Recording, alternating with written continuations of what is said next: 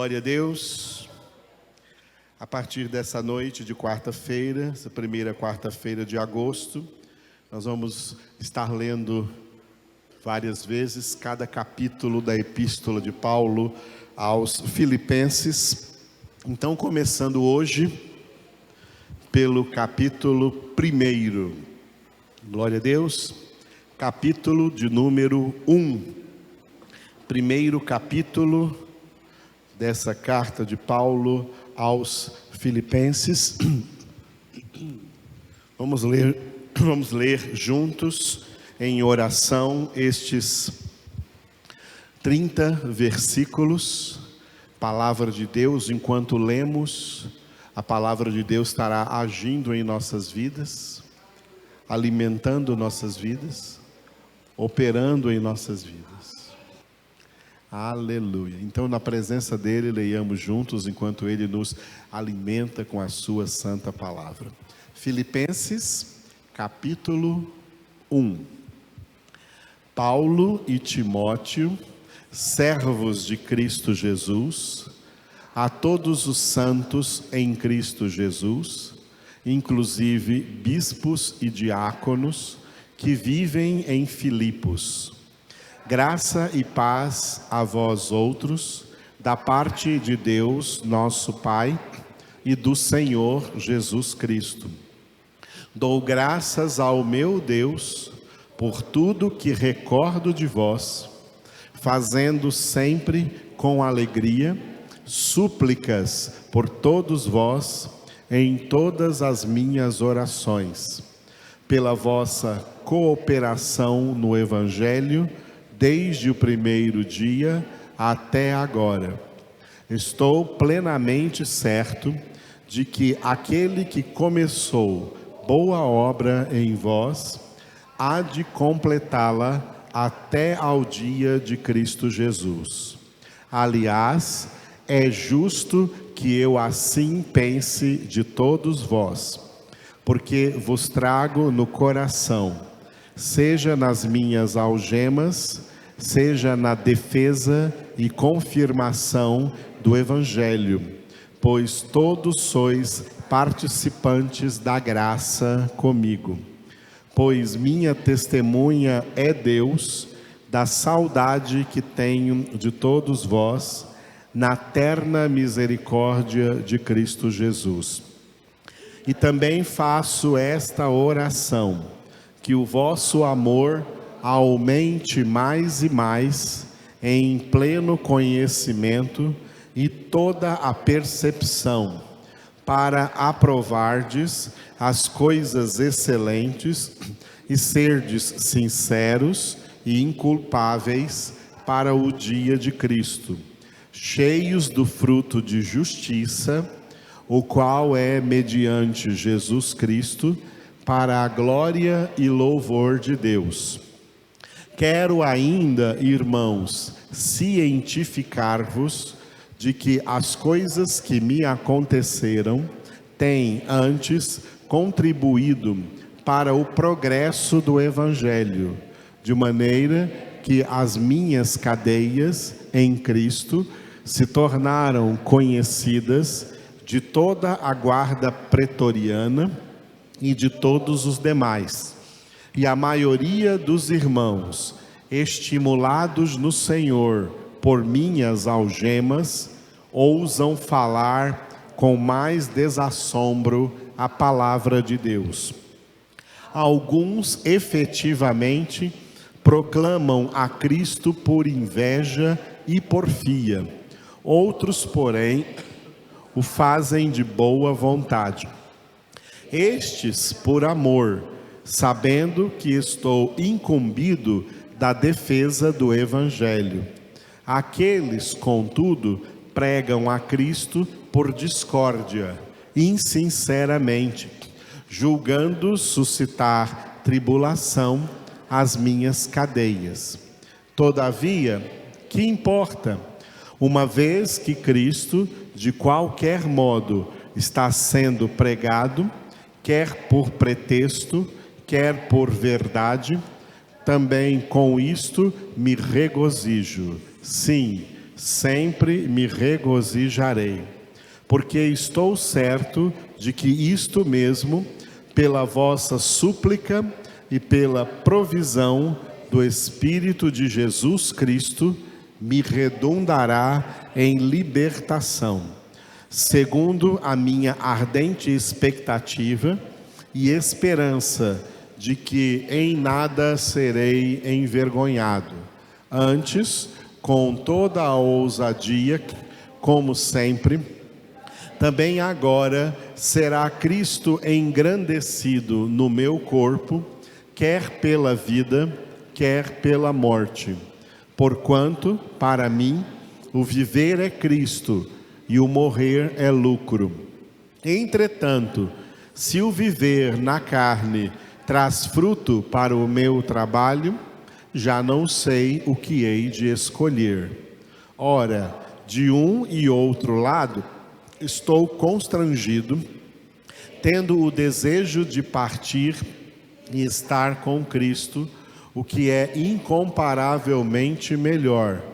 Mas, por vossa causa, é mais necessário permanecer na carne. E convencido disto, estou certo de que ficarei e permanecerei com todos vós, para o vosso progresso e gozo da fé, a fim de que aumente, quanto a mim, o motivo de vos gloriardes em Cristo Jesus, pela minha presença de novo convosco. Vivei acima de tudo, por modo digno do Evangelho de Cristo, para que, ou indo ver-vos, ou estando ausente, ouça no tocante a vós outros, que estais firmes em um só Espírito, como uma só alma, lutando juntos pela fé evangélica, e que em nada estáis intimidados pelos adversários. Pois o que é para eles prova evidente de perdição, é para vós outros de salvação, e isto da parte de Deus, porque vos foi concedida a graça de padecerdes por Cristo, e não somente de crerdes nele, pois tendes o mesmo combate que vistes em mim, e ainda agora ouvis que é o meu. Muito bem, irmãos, bem-vindos então ao início desse nosso seminário na carta de Paulo aos Filipenses. Glória a Deus. Antes, uma breve introdução. A carta aos Filipenses foi escrita pelo apóstolo Paulo quando ele estava preso em Roma. Paulo escreveu algumas das suas cartas em prisão. E essa carta em particular, ele escreveu para a igreja de Jesus Cristo, que estava na cidade de Filipos. Filipos era uma cidade na antiga Macedônia, que foi praticamente a primeira cidade mais importante que Paulo pregou na sua segunda viagem. Quando Paulo viajou na companhia de Silas, que também é chamado de Silvano ou Silas, e também estava com eles o casal Priscila e Áquila. Timóteo também estava na companhia deles, nessa equipe, e o autor do Evangelho, segundo Lucas, e do livro dos Atos dos Apóstolos, o médico, escritor e historiador Lucas. Devia ter outras pessoas, outros membros aí dessa equipe, mas essa equipe estava com o apóstolo Paulo na sua segunda viagem, que começou na região da Galácia, onde ele teve a primeira viagem, e ele passou ali vendo como estavam os irmãos que foram convertidos ali na sua primeira viagem. E depois Paulo, querendo visitar outros lugares para pregar o Evangelho, ele sentia que o Espírito Santo de Deus não permitia ele ir onde ele quisesse. Então ele ficou orando uma noite ao Senhor e ele teve a visão de um macedônio, um homem, um cidadão da Macedônia, dizendo para ele: vem a Macedônia nos ajudar. Então ele entendeu que o Senhor estava dando a ele o sinal de que ele iria, então, deveria ir à região da Macedônia, onde ali ele encontrou várias cidades que foram pelo apóstolo Paulo evangelizadas na sua segunda viagem.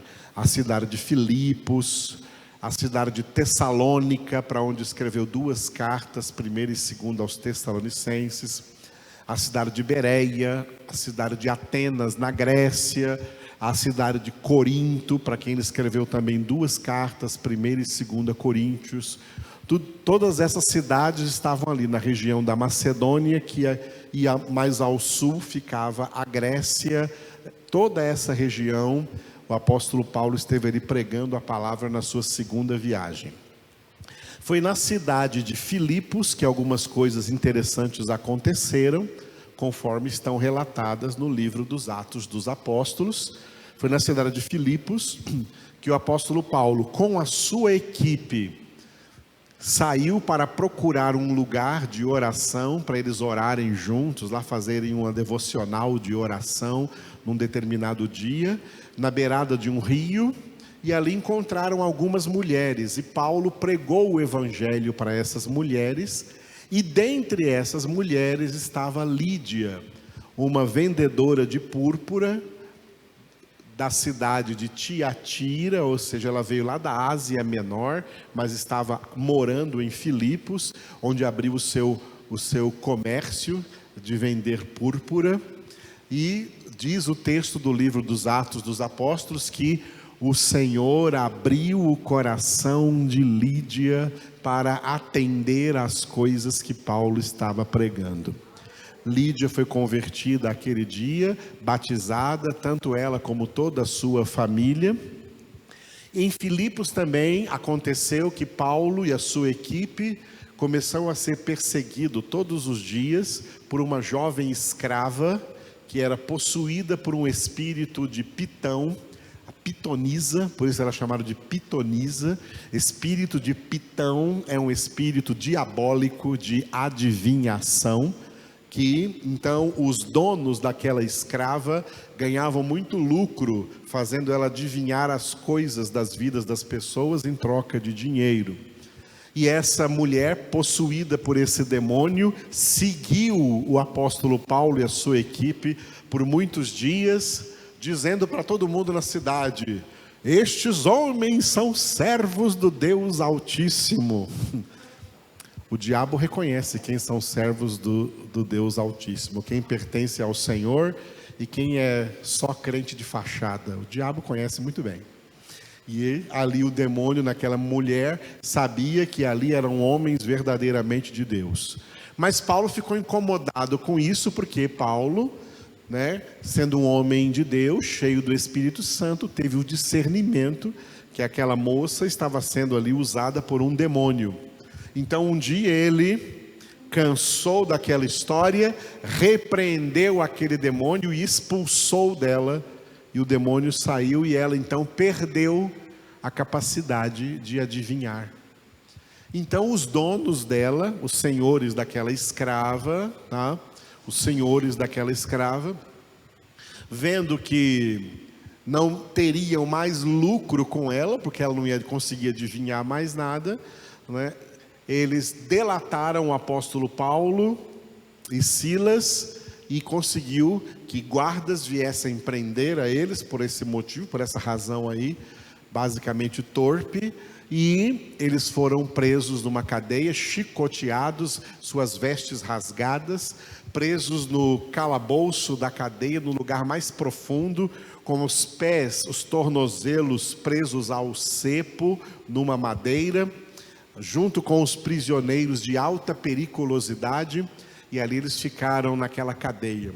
Pela meia-noite, um determinado dia, meia-noite, hora mais escura, Paulo e Silas, ao invés de reclamar da situação em que eles estavam, É vergonhoso crentes reclamando da situação de suas vidas, seja pelo que for. Deus não gosta de gente reclamona. Pessoas que reclamam, o deserto se abriu para engoli-las lá nos 40 anos de jornada, porque murmuraram, reclamaram, ao invés de glorificar a Deus, ao invés de louvar a Deus que os acompanhava dia a dia. Eles reclamaram, eles murmuraram. Deus fez abrir o chão e engoli-los, e morreram no deserto.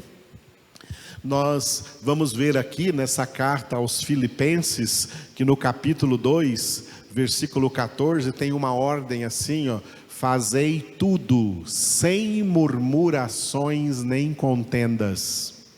Repita: fazei tudo sem murmurações nem contendas. Deus não gosta de murmuradores. Murmúrio é o idioma do inferno. O idioma do reino de Deus é louvores, ações de graças ao Senhor. Em tudo dai graças. O apóstolo Paulo, que pregou isso, pregou com autoridade, porque ele pregou uma palavra que ele mesmo viveu. Numa situação onde muitos ficariam revoltados, muitos ficariam reclamando, murmurando: oh Deus, porque o Senhor permitiu a gente estar aqui nessa cadeia? Nós estamos aqui servindo o Senhor, pregando o Evangelho, por que o Senhor permitiu que isso acontecesse? Paulo e Silas não falaram nada disso, não oraram desse jeito. Pelo contrário, pela meia-noite, sentindo as dores dos vergões, das chicotadas, das feridas, roupas rasgadas, sentindo o frio daquela cadeia fria, no escuro, sentindo o fedor dos prisioneiros todos que estavam ali, com os pés presos ao cepo, e ali mesmo faziam suas necessidades fisiológicas. Imagina o fedor daquele lugar. E pela meia-noite, tá? Não tinha uma tela bonita igual essa, não tinha microfone, não tinha instrumento, nada disso. Pela meia-noite, Paulo e Silas cantaram um hino de louvor a Deus. E o Senhor veio e mandou um terremoto que abriu as portas do cárcere e se romperam as cadeias de todos. Não só de Paulo e Silas, mas de todos os demais presos. E mesmo assim, nenhum deles aproveitou a oportunidade para fugir, porque estavam por demais impressionados pelo que estava acontecendo ali, manifestação de Deus na vida deles. Depois Paulo foi solto dali. Antes de ser solto, teve a conversão do carcereiro. O carcereiro queria se matar, se suicidar, pensando que os prisioneiros tinham fugido. Se um carcereiro deixasse prisioneiros fugirem, a pena seria pena de morte. Então ele queria se precipitar se antecipar a essa pena de morte, ele mesmo se matar. E Paulo gritou para ele: não faças mal nenhum, porque todos os presos estamos aqui juntos. Ninguém saiu. Ninguém saiu. Tá? Aí o carcereiro entrou lá na cadeia onde eles estavam, se prostrou de joelhos e clamou por eles, pedindo a Deus, pedindo que eles rogassem a Deus por ele, né? E Paulo falou para eles: se você crê no Senhor Jesus, será salvo tu e tua casa. E ali o carcereiro foi convertido. E depois que Paulo saiu daquela cadeira, foi recolhido na casa de Lídia, aquela mulher que ele tinha evangelizado. Cuidaram ali das feridas deles, de Paulo e de Silas, e continuaram o seu ministério de pregação do evangelho. E Paulo saiu dali para a cidade de Tessalônica. Esse é um resumo do que aconteceu nessa cidade de Filipos, onde moravam esses filipenses. E para esses filipenses, Paulo escreveu essa carta preciosa aqui, de apenas 4 capítulos, uma pequena carta, 4 capítulos só, dentre os menores livros ou epístolas da Bíblia Sagrada, mas de grande profundidade, tá? Grande profundidade. Quando você lê o Novo Testamento, você precisa ver o Novo Testamento em 3 partes. Primeira parte 5 livros históricos: os 4 evangelhos e o livro dos Atos dos Apóstolos são livros históricos. Depois de Atos, nós temos as epístolas. 13 epístolas do apóstolo Paulo, uma epístola aos Hebreus, uma epístola de Tiago, 2 epístolas de Pedro, 3 epístolas de João e uma epístola de Judas. Todas essas epístolas, de Romanos até Judas, é o material doutrinal, são cartas doutrinais, epístolas doutrinais, escritas para ensinar a doutrina de Cristo, a doutrina do reino de Deus. Por isso a importância de nós estudarmos, meditarmos em cada uma dessas cartas, porque são cartas de Jesus para nós. Cartas de Jesus para a sua noiva eleita, para a sua igreja eleita. Tá? Você não gosta de estudar as epístolas? Tudo bem, é porque você não é noiva eleita, você é só dos muitos chamados, você vai para o inferno, não para o céu. As pessoas que vão para o céu é a igreja eleita de Jesus, e quando essas pessoas meditam nessas epístolas, nessas cartas, elas enxergam a profundidade do conhecimento de Deus revelado nessas epístolas, especialmente usando como instrumento o apóstolo Paulo, na maioria dessas epístolas, de número 13 epístolas, de Romanos até Filemão. E o último livro do Novo Testamento é o livro profético do Apocalipse, profetizando acerca do fim, de como as coisas no fim hão de suceder, hão de acontecer. Então, 3 elementos nós temos no Novo Testamento: livros históricos, epístolas doutrinais e um livro profético. As epístolas, portanto, são a maioria, tá? São a maioria. Por quê? Porque Jesus é mestre. Todo mundo quer Jesus como Salvador, mas tem gente que não quer Jesus como mestre. Tem gente que não quer aprender nada. E é por isso que não vão estar no céu. Porque o céu é para discípulos. Por isso Jesus ordenou a igreja a fazer discípulos. Discípulo é gente que aprende. Discípulo é gente que tem prazer em aprender. Porque é no aprendizado da palavra de Deus que habitam todos os segredos da nossa santificação, sem a qual ninguém verá o Senhor. Sem santificação e sem conhecimento profundo de palavra não existe santificação nenhuma. Crentes sem conhecimento profundo de palavra não conseguem se santificar. Crentes com conhecimento profundo de palavra ainda têm dificuldades em se santificar. Agora, crentes sem conhecimento profundo de palavra não conseguem de forma alguma se santificar e não verão a Deus.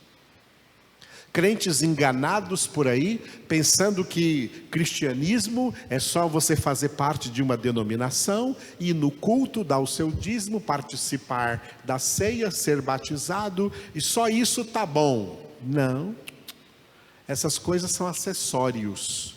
O essencial é a palavra de Deus. Pela palavra Deus criou o universo, pela palavra Deus sustenta o universo e pela palavra Ele santifica a nossa vida. João 17:17, santifica-os na verdade, a tua palavra é a verdade. É um grande engano, muitos crentes aí, a maioria, tá? Cada um contente, conformado com a sua denominaçãozinha, com a sua igreja, porque na igreja tem isso, tem aquilo, tem isso, tem aquilo, e eles passam anos a fio até morrerem nessas igrejas, até o seu culto fúnebre, e esse tempo todo sem conhecimento de palavra, não gostando de conhecer, não gostando de aprender, não sendo ensinado, não se aprofundando na palavra de Deus. Essa é uma realidade da maioria dos crentes, e é por essa razão que a maioria dos crentes é composta de muitos chamados que não vão para o céu. Só os poucos escolhidos vão para o céu, porque uma das características dos poucos escolhidos que os difere dos muitos chamados é que eles têm fome e sede, avidez pela palavra de Deus. Deus me deu fome, avidez, sede pela sua palavra desde o primeiro segundo da minha conversão. Isso nunca se arrefeceu, pelo contrário, aumenta a cada dia. Cada dia eu quero mais palavra, cada dia eu quero mais palavra, cada dia eu quero mais palavra. Sabe por quê? Porque a palavra, irmãos, é Jesus. Jesus é a palavra. O Jesus que estão adorando por aí, que não é palavra, é falso. Ele disse que haveria muitos falsos cristos e muitos seriam enganados. O Jesus verdadeiro é a verdade. Eu sou a verdade. A verdade é a palavra. Quem anda na palavra não cai, não se desvia, não enfraquece, só se fortalece a cada dia. É na palavra que estão todos os segredos da nossa santificação. Então nós vamos entrar hoje, estamos entrando hoje, tá? Em mais um processo que não sei até quando nós iremos, na Epístola aos Filipenses. Na Epístola aos Efésios, que tinha 6 capítulos, nós fomos há alguns anos, desde bem antes da pandemia. Não sei quanto tempo vamos levar aqui em Filipenses, né? Espero que Jesus volte antes. Mas eu estou com toda a tranquilidade e paciência e não terei pressa, porque eu quero que o Espírito de Deus coloque cada uma dessas palavras dentro dos seus corações, em nome de Cristo Jesus. Aleluia. Muito bem, essa epístola do apóstolo Paulo, ela se compõe de 4 capítulos, e um título sugestivo para essa epístola pode ser esse aí, repita depois de mim: viver é Cristo. Esse título ele está aqui no versículo 21 do capítulo 1 que nós lemos hoje, onde Paulo disse assim, porquanto para mim o viver é Cristo e o morrer é lucro.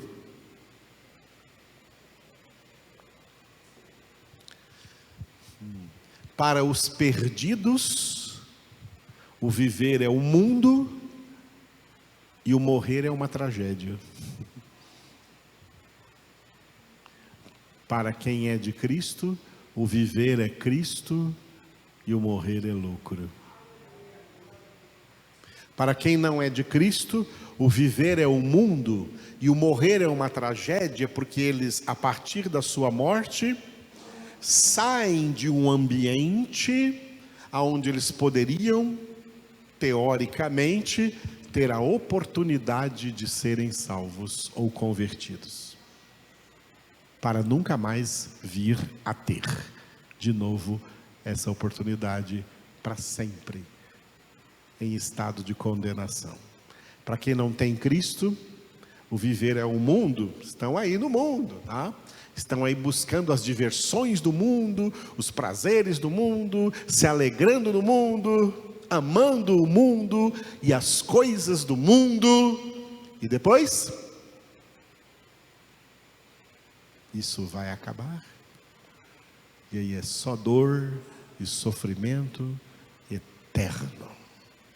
Para quem não tem Cristo, o viver é o mundo. Vamos aproveitar a vida.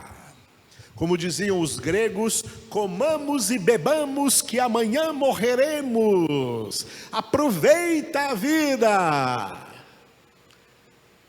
Essa é a propaganda de Satanás. E assim o mundo vai seguindo esse curso, como nós vimos em Efésios 2:2, o curso do mundo segundo o príncipe da potestade do ar, o espírito que atua nos filhos da desobediência. E aí morreu?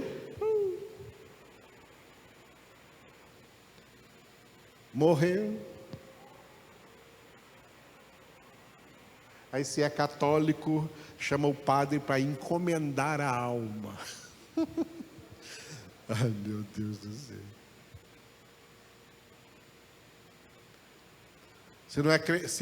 Se era um evangélico relaxado, chama um pastor.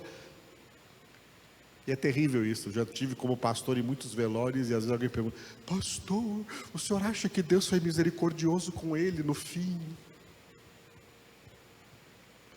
Eu falo: não, de jeito nenhum. Pode esquecer isso. Deus foi misericordioso com ele a vida toda. Agora, a minha pergunta para você é: durante a vida toda dele, ele aproveitou essas misericórdias de Deus para buscar a Deus de todo o seu coração? Acho que não. Então não me pergunte se Deus foi misericordioso com ele na última hora. A coisa é séria, irmãos. Para quem não é de Deus, para quem não tem Deus, o viver é o mundo e o morrer vai ser a sua pior tragédia eterna. Tragédia eterna. Mas para quem é de Jesus, quem é de Deus, viver é Cristo.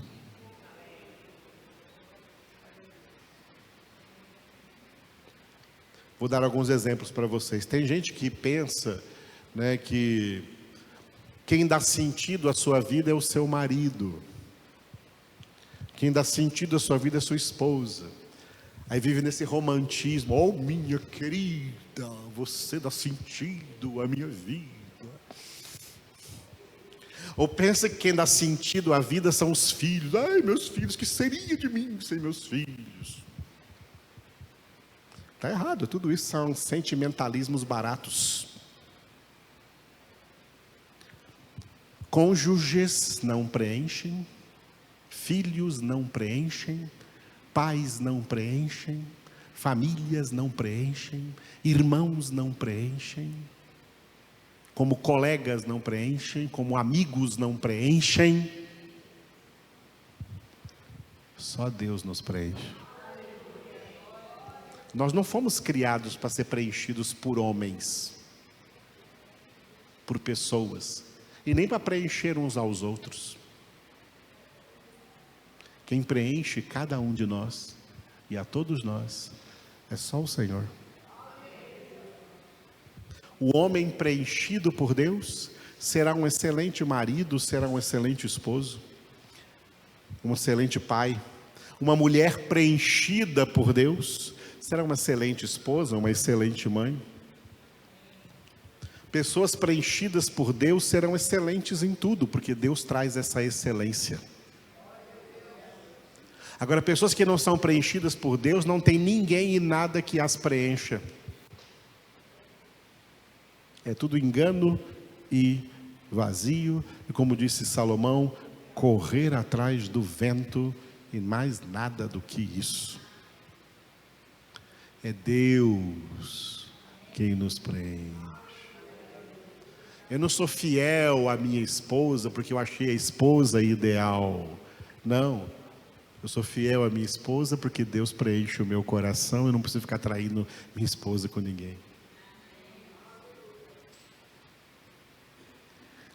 Eu amo a minha esposa, não é porque ela é amável, porque Deus é amor e me dá todo o amor que eu preciso para amá-la.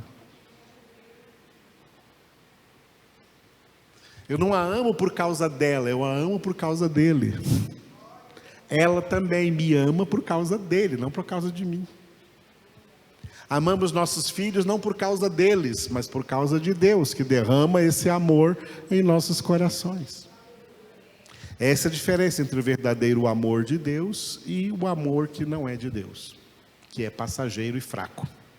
O amor de Deus é aquele que jamais acaba, que tudo suporta, tudo crê, tudo espera, jamais acaba, tudo sofre, não tem problema, o amor permanece.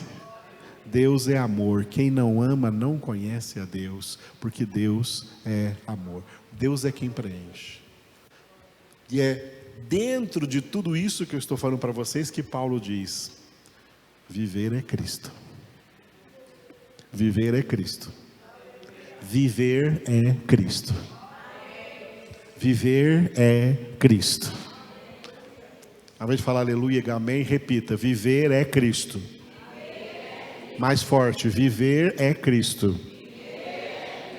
Decore bem, porque esse é o título geral desta Epístola aos Filipenses. Muito bem, estes 4 capítulos estão divididos assim, como toda carta, as epístolas têm essa estrutura, tem uma introdução, uma conclusão e no meio um desenvolvimento. Introdução, desenvolvimento e conclusão. Tanto a introdução como a conclusão tem o mesmo título, diga: aos santos. A Bíblia, a palavra de Deus, foi dedicada de maneira especial, diga: aos santos. Aos santos ali não são pessoas perfeitas. Santos ali significa pessoas separadas por Deus e para Deus, desde antes da fundação do mundo, para ser o seu povo eleito. Deus nos chama de santos, mesmo que ainda não sejamos perfeitos. Aleluia.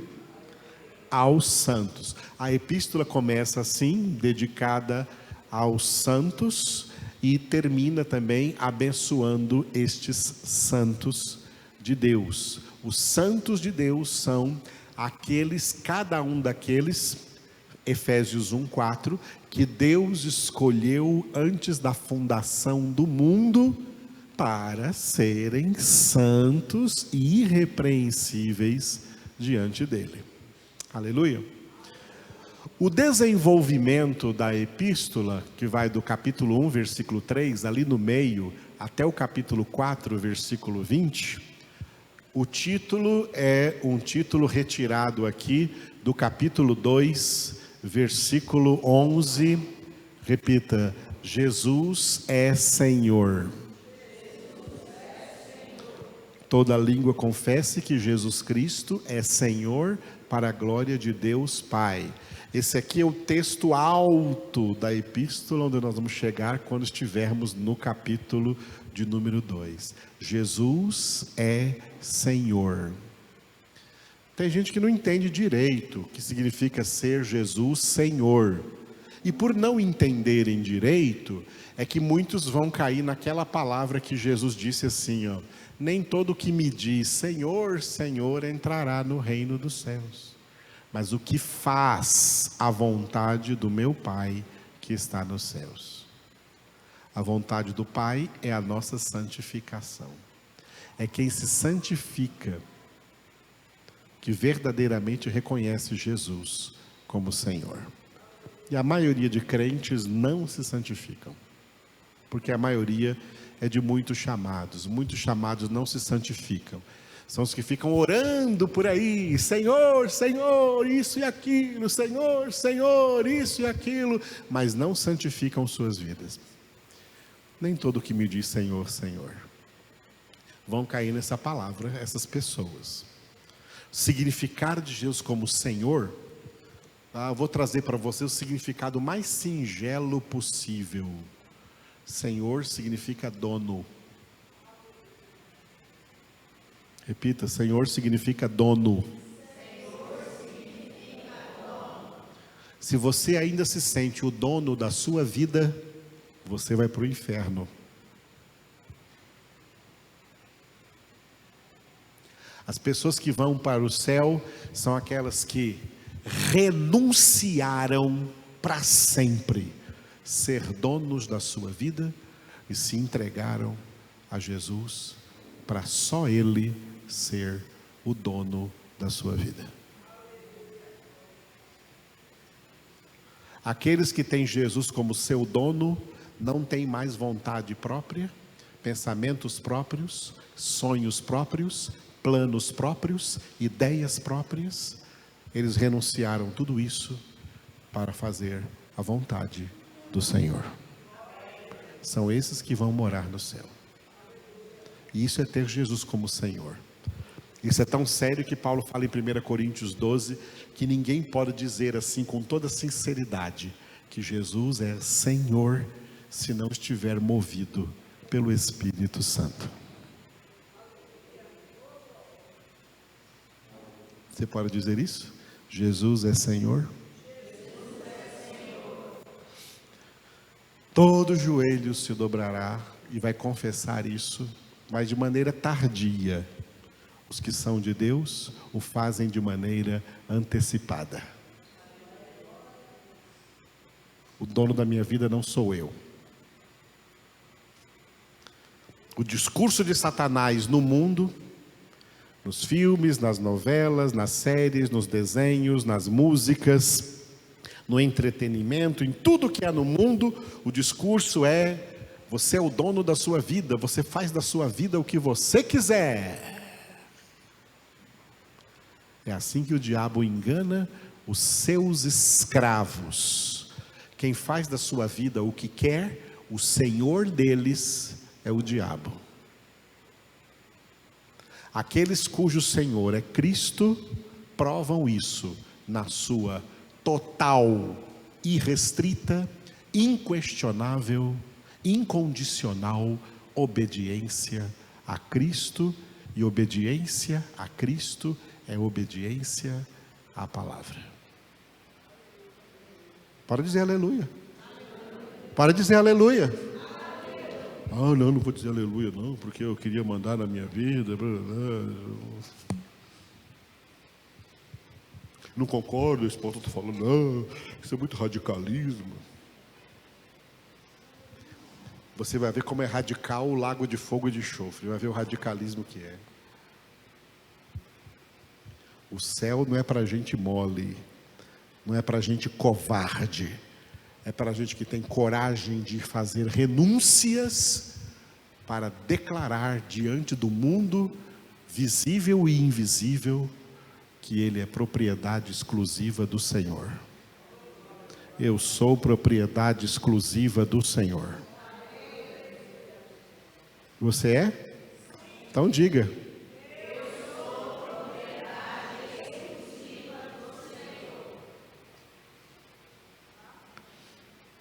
Aleluia, muito bem. Então o desenvolvimento da epístola tem esse texto, tá? Como hoje é o primeiro dia, nós estamos começando lá pela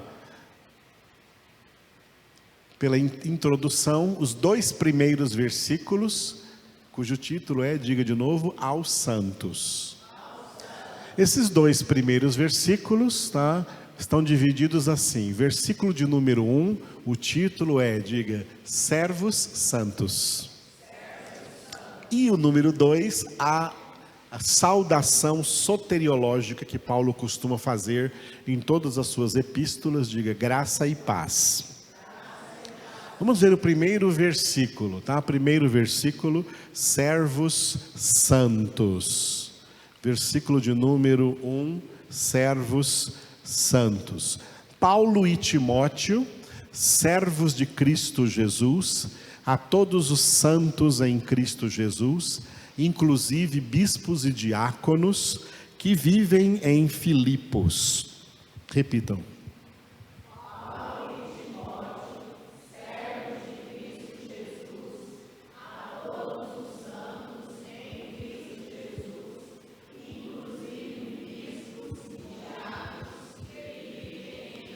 Aleluia. Muito bem. Assim começa essa epístola, né? Com esse prefácio. Você vê na sua Bíblia escrito aí prefácio e saudação.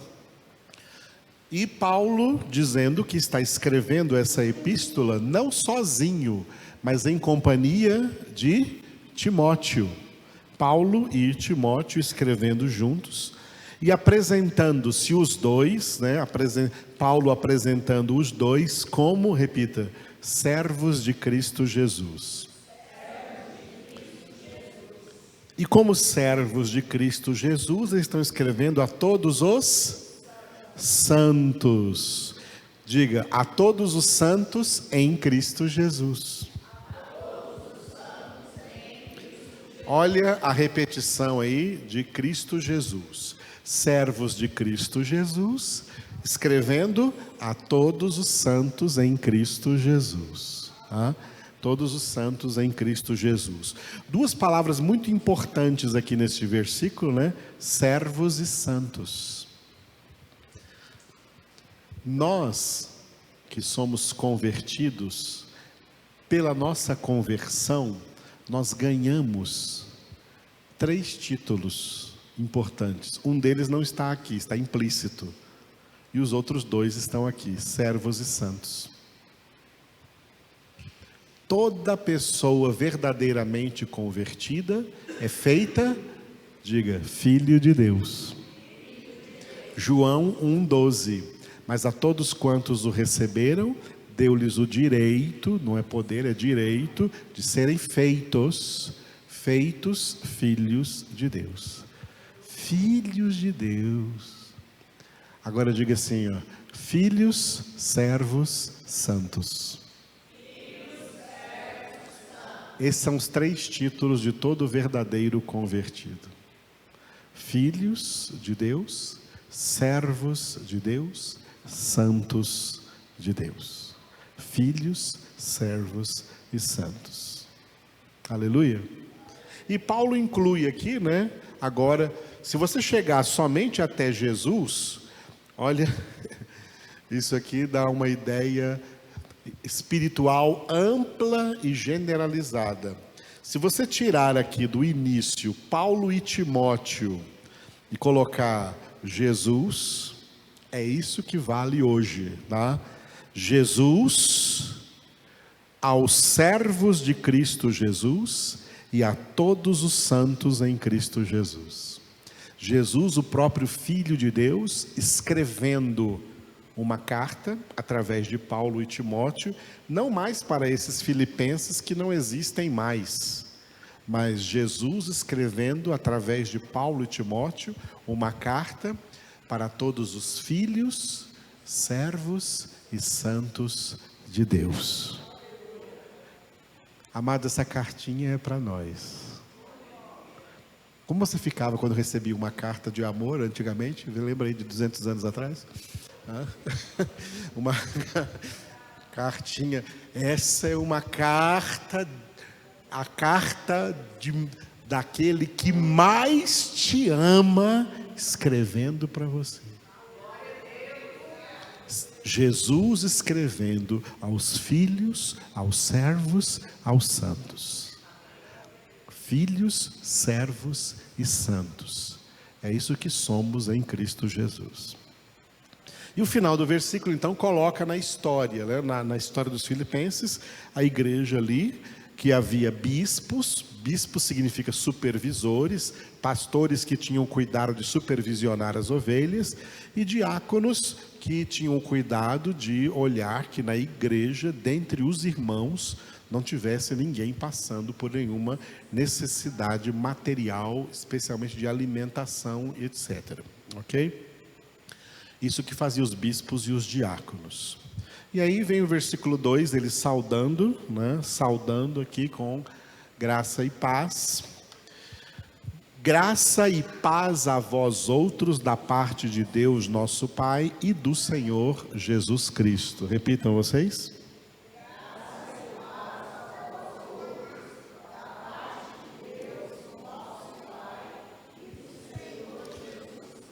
Aleluia.